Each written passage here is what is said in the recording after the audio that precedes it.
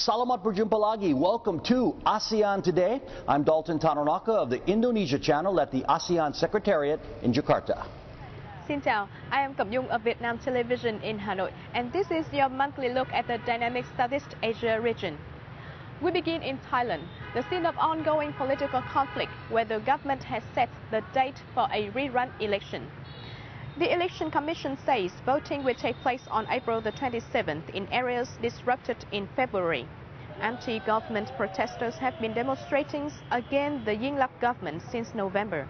On February the 11th, authorities made their first arrest protest leader Sontiyam Chuenrutai Naitam. At least 15 people have been killed and nearly 300 people hurt in these latest street demonstrations. Diplomatic tension between Indonesia and Singapore flared over the naming of a Navy vessel. The Singapore government banned Indonesian military personnel from attending the Singapore Air Show on February 11th and canceled other engagements. This was over Indonesia's decision to name a new ship after 2 Marines involved in a 1965 bombing in Singapore that killed 3 people. Indonesia's Foreign Minister Marty Natalegawa assured Singapore that no ill will was intended behind the naming of the 2 men considered heroes in Indonesia. Thick smoky haze from Indonesia's Sumatra island caused the latest alerts in neighboring countries. The smoke disrupted flights and forced schools to close. At mid-month, more than 400 hotspots were burning across Sumatra.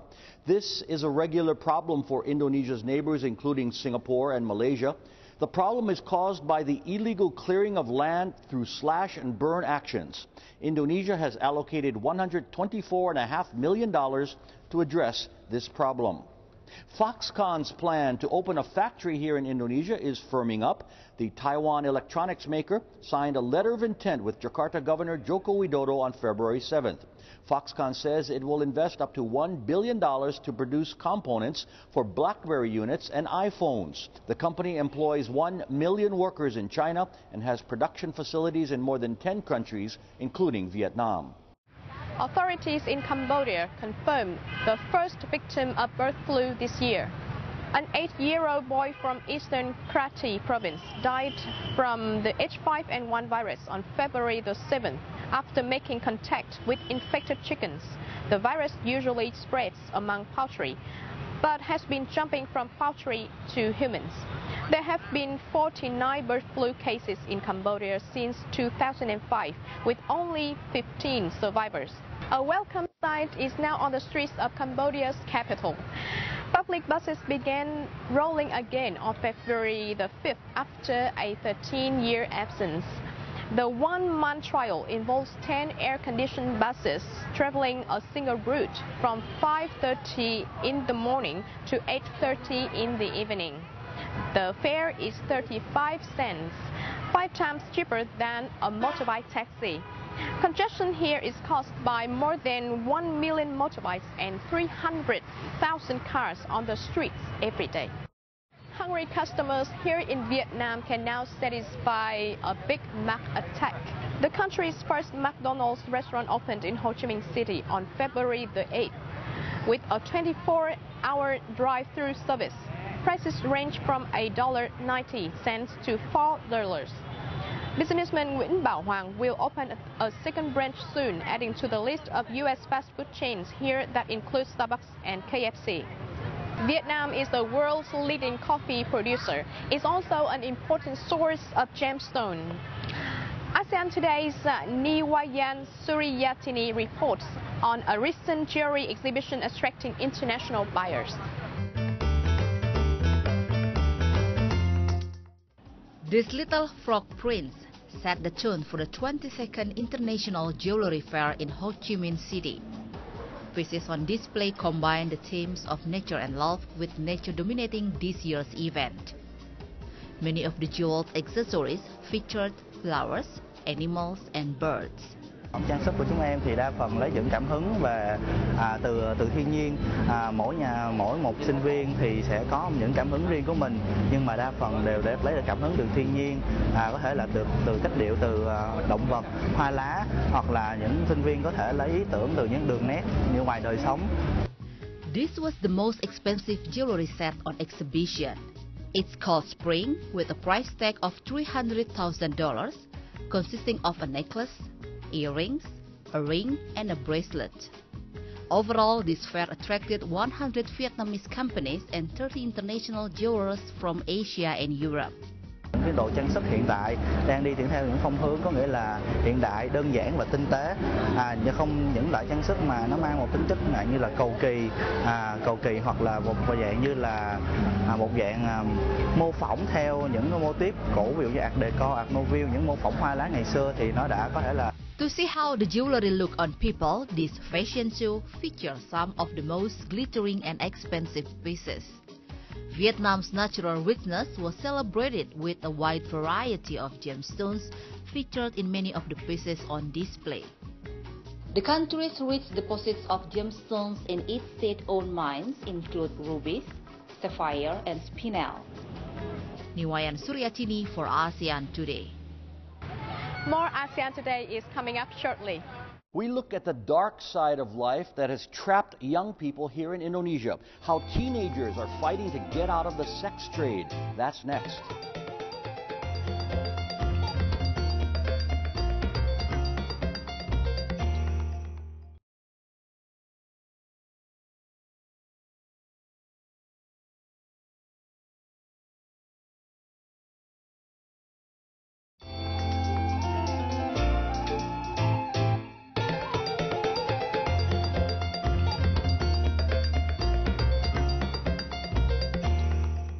You're watching ASEAN Today. I am Cẩm Nhung in Hanoi.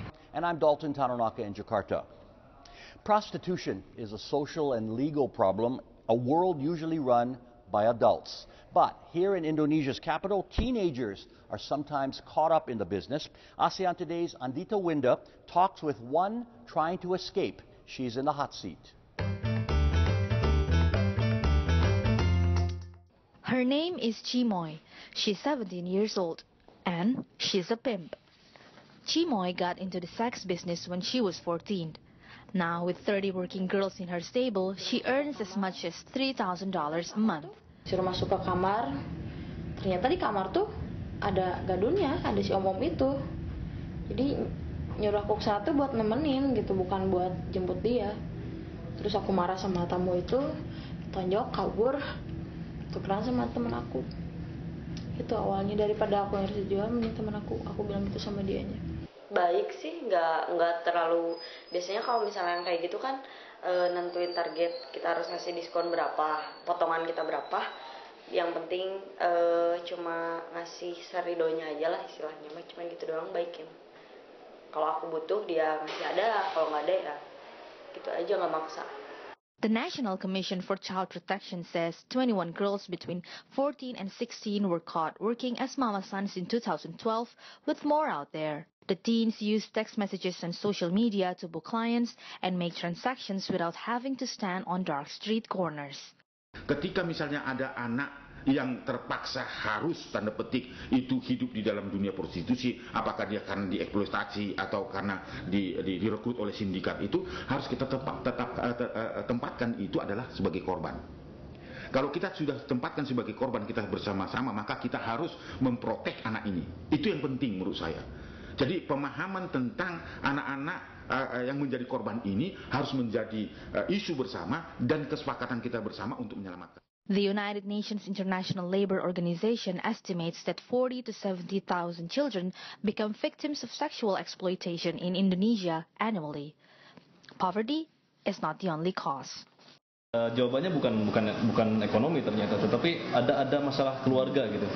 Ada masalah parenting atau pengasuhan dari keluarga yang tidak baik dan benar, atau keluarga dalam mengasuh anak-anak mereka syarat akan kita sebut kekerasan, eksploitasi, penonton-penonton, dan perlakuan salah. Chimoy says she does want to quit this life of selling friends for sex. She has begun meeting with an aid group to learn how to survive legitimately and to get back a normal teenage life. Andita Winda for ASEAN Today, Jakarta. More ASEAN Today is coming up shortly. We will head to Singapore for the deal on wheels, and then to Pattaya in Thailand, where tourists can also find a quiet moment.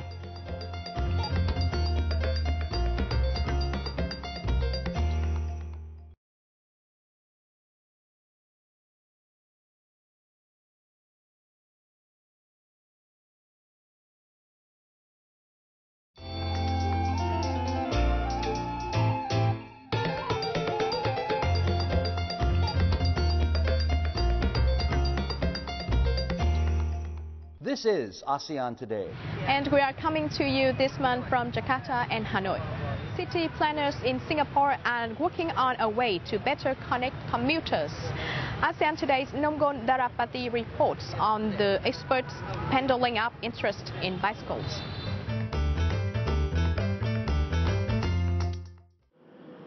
Singapore is the model of urban planning, but systems can always be improved. That's what Professor Chia Kok Ming and his architecture students at the National University of Singapore are working on. They're studying the development of Singapore's cycling infrastructure and ways to boost ridership and connectivity. Their research found that 20% of people working in Singapore's central business district commute only 1 to 5 kilometers from home. That presents an opportunity to convert them into bicycle riders, bringing them into the heart of the city by means of an elevated cycling path. The potential are immense. The park connectors from the east coast, from the railway corridor, they all come to the city, but they are not connected. As part of the National Cycling Plan, Singapore is building more bicycle lanes to connect cyclists to major transport hubs such as MRT stations and bus interchanges. There, they can continue their journeys on public transportation. If we can provide some kind of connection within the city so that people could have a choice, we are not competing with the trains or the buses, we are offering an alternative. Singapore already requires pricey automobile charges in congested areas of the business district. The findings of Professor Chia and his students pave the way for an inexpensive commuting option while pumping up personal fitness. Nonggo Darapati for ASEAN Today. Here are several events on the ASEAN calendar. Malaysia's F1 Grand Prix 2014 will be held from March 28th to the 30th at Sepang. American singer Bruno Mars will be live in Manila at the Mall of Asia Arena on March 22nd before moving on to Indonesia. And Myanmar's SHWEDAGON Pagoda Festival is set for March 15th in Yangon. Thailand's beach resort of Pattaya is providing unusual peace for visitors at a man-made sanctuary. ASEAN Today's Robalyn Purba takes us there. Pattaya is most known for its beautiful beaches. A 30-year-old tourist destination helps visitors find inner beauty. The Sanctuary of Truth is an impressive wooden palace filled with thousands of carved mythological figures representing various religious beliefs. The structure covers 3,200 square meters, first opened in 1981 by Lek Viryafant. At first glance, it appears you're in a historic temple. Inside are thousands of figures made from several varieties of wood imported from throughout Southeast Asia, including Myanmar, Cambodia, and Laos. Construction did not require nails or screws. Workers used Thai art building techniques that join pieces of wood together with different sizes of wooden dowels.